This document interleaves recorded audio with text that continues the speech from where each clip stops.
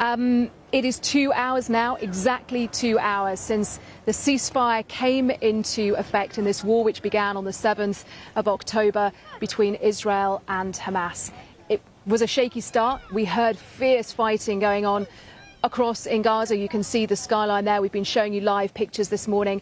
It was a shaky start. We heard even after the ceasefire was due to begin at 7 o'clock this morning, 2 hours ago, the sounds of fighting. We heard the sound of small arms fire and mortar fire, but things now are calm and quiet. The ceasefire is underway and it appears to be holding well. We're also seeing the start of humanitarian aid beginning to be taken into Gaza. And then later this afternoon, a really crucial moment in this conflict so far, where some of the hostages taken by Hamas are scheduled to be released. This is the first 13 hostages, a group of women and children who are due to be handed over by Hamas to Israel via the Red Cross at 4 o'clock this afternoon local time. That's 2 o'clock GMT. Now, it's been agreed that over the next 4 days, 50 women and children who are being held hostage in Gaza will be released. Now, Israel confirmed last night that it's already been given a list of names of the first 13. Those families have been contacted.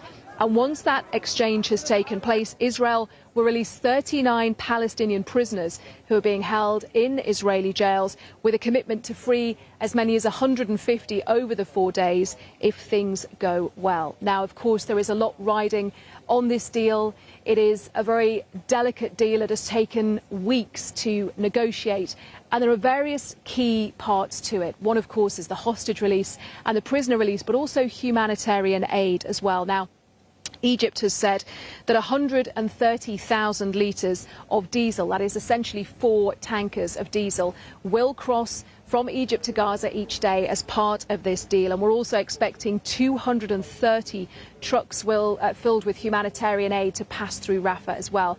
That's everything from basic supplies like food and water to medical supplies as well, things which are desperately needed inside Gaza since this war began by the humanitarian situation. Now, there are hopes that this can be extended, that this truce will last longer. We heard the Qataris yesterday when they were announcing the details of this deal, saying that they hoped that it would be a stepping stone to bigger things. They thought it would be, or hoped it would be, at least the beginning of a bigger ceasefire.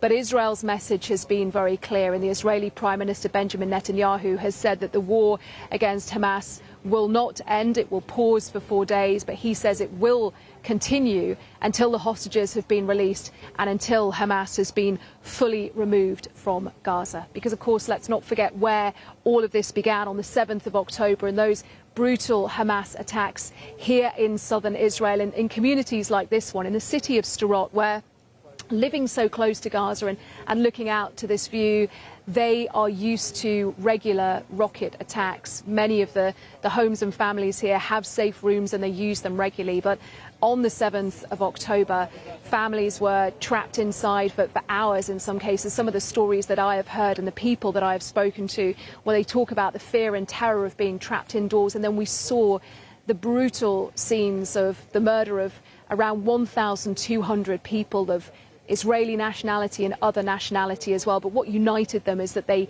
lived here, or they were visiting these southern Israeli communities on the morning of the 7th of October when those Hamas attacks were launched, which led to the war that we've been seeing now for almost 7 weeks. Now, when the ceasefire came into operation this morning, 2 hours ago, the Israeli military posted a message on X, formerly known as Twitter, to coincide with the start of that ceasefire. They posted it in English and in Arabic as well, and they've also passed this message on via a leaflet drop this morning that has actually sent this message out to civilians inside Gaza, because they have been waiting for this humanitarian pause in the fighting as well.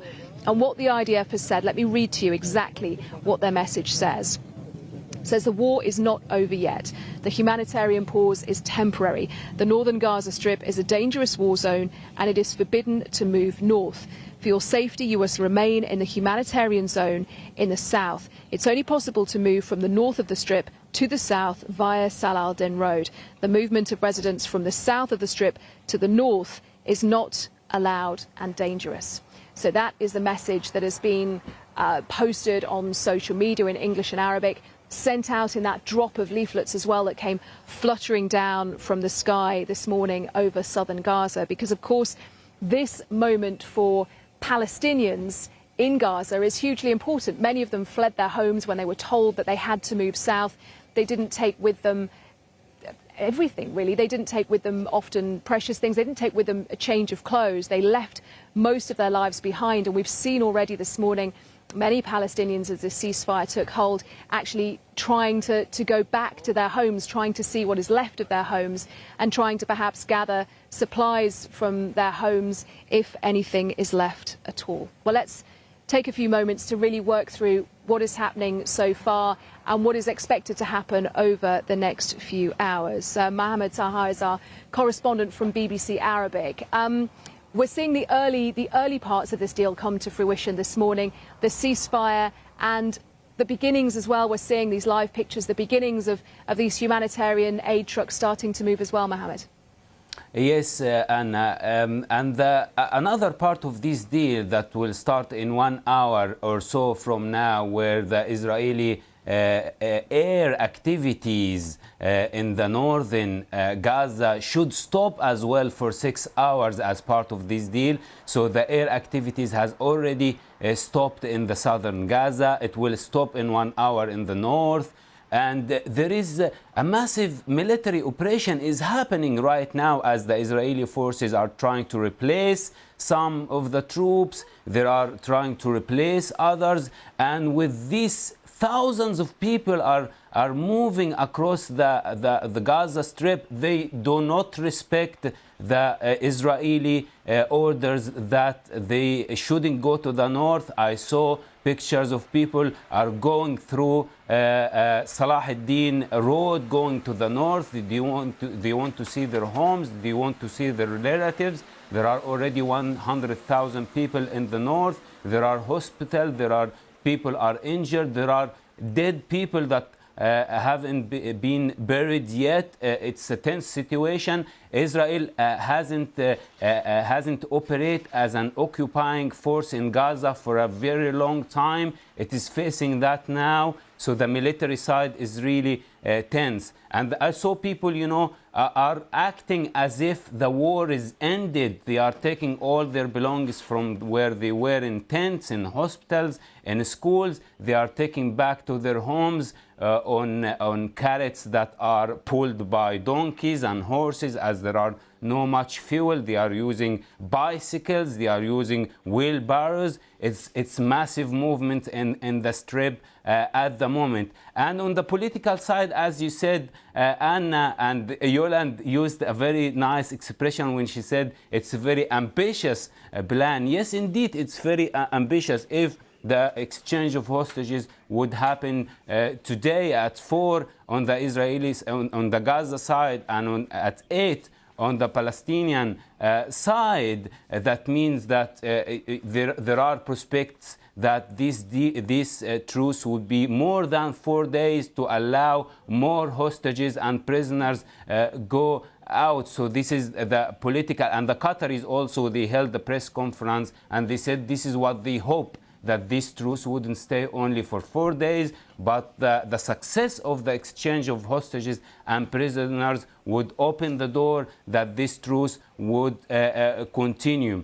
As I said also, there is on the truck situation, and as you said, there are 230 trucks are expected to cross the Rafah cross border from Egypt into Gaza with supplies, with medical supplies, with food, with everything that the people want in Gaza during these 7 weeks of heavy war that they suffered really a lot. They lost 15,000 people dead, 7,000 people are missing. They might be under the rubble, and they're really in a desperate situation at the moment. These trucks are crossing the Egyptian side of the Rafah cross border, but normally they have to be checked by Israeli forces before they go to Gaza. And this is where are we going to see also a tense situation? Are they going to be checked quickly? Are they going to go to Gaza smoothly? Are they going to go to the north or not, where there are very desperate hospitals that are in bad need for supplies? But the situation of Gaza and people in Gaza are behaving, as I said, as the war is over, and the tense situation may be moved, Anna, now to the West Bank, where there are Israeli operations in Nablus, in Hebron, and in other parts of the West Bank. The Palestinians are saying that there are 3,000 people were arrested in the West Bank over the last few weeks. Yeah, it's an important detail. Thank you for now. Mohammed Taha from BBC Arabic will, of course, watch the situation in the occupied West Bank today. Also, the situation on Israel's northern border with Lebanon as well. We'll speak to our correspondent in Lebanon to see there were questions about whether or not this ceasefire would include what was happening between Hezbollah and Israel on the northern border. So we'll keep across that for you as well. As you see these continuing live pictures of the skyline of Gaza, we are still seeing smoke rising above the skyline because there was fierce fighting right up to that ceasefire, taking a shaky hold just over 2 hours ago this morning. But things are certainly a lot quieter than they have been. It looks like that ceasefire is holding so far. And we're also seeing those pictures that Mohammed was describing there as well of the Rafah crossing and trucks starting to physically roll through the crossing, carrying additional humanitarian aid into Gaza. Well, let's head straight to Jerusalem and our Middle East correspondent, Yolande Nell. Yolande, things appear to be going to plan so far. What level of detail do we know about how things are due to unfold across the course of today? Yeah, there were so many logistical details to be worked out, weren't there? And we were told that was one of the reasons for this delay of an extra day in this agreement taking effect. But now, after that sort of shaky start, things steadying off with regards to the truce, we're getting a picture of like more aid going in to the Gaza Strip. This period of safe passage that's being allowed for Palestinians, people moving around increasingly on the ground. And what we're waiting for is 4 o'clock local time, that's 2 o'clock UK time. That is when we understand that the first 13 of the 50 Israeli hostages who are going to be handed over to the International Committee for the Red Cross. That handover will take place. They will be brought out through Egypt's Rafah crossing, and then there is a whole protocol for what happens on the Egyptian side of the crossing. They'll meet Israeli security forces. They have to have their identities checked. They'll undergo initial medical checks, and then we understand that they're going to be brought by helicopter to Israel. They'll be taken to hospitals to have further medical checks and, of course, the reunions with their families. And it will be within a couple of hours, according to the terms of the agreement, that then you can have the first batch of Palestinian prisoners being released from Israeli jails. And this is supposed to, as you were saying there, Yolande, go on over a period of 4 days. And as you described so well there, so many fine logistical details to be worked out. There is the hope and the expectation that this will go according to plan, but the fragility of this deal means that things could go wrong at any time, couldn't they?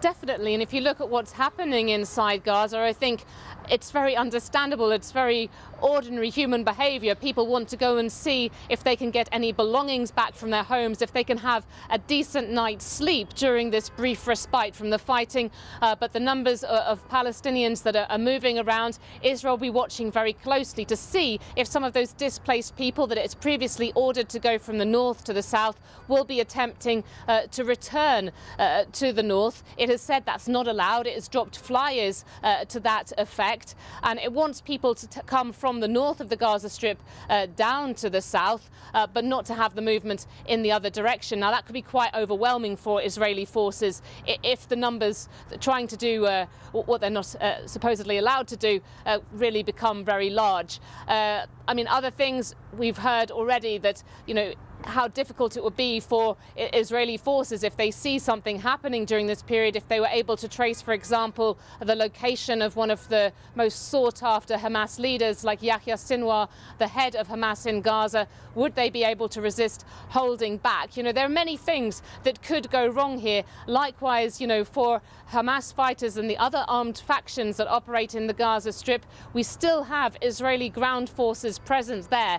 This is really a very dangerous moment. Everything has to stick for this whole plan to unfold in the way that it's expected, and things really have to go well today so that we can see this repeated for 3 further days. And then there is built into the initial agreement that possibility that for every further 10 hostages who are released, that you get an additional day of pause. We're told actually that with Israeli warplanes, that's both the aircraft that have carried out airstrikes and drones retreating from Gaza airspace, that will also give Hamas more space to try to locate more of the hostages in the territory.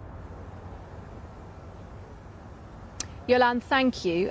Yolande Nell, our Middle East correspondent, who is monitoring the situation from Jerusalem. As we were saying, the ceasefire is now in place, seems to be holding. You can see as well humanitarian aid starting to move in. And then the next significant moment will be hopefully the release of those 13 hostages at 4 o'clock this afternoon local time. Around the world and across the UK, this is BBC News.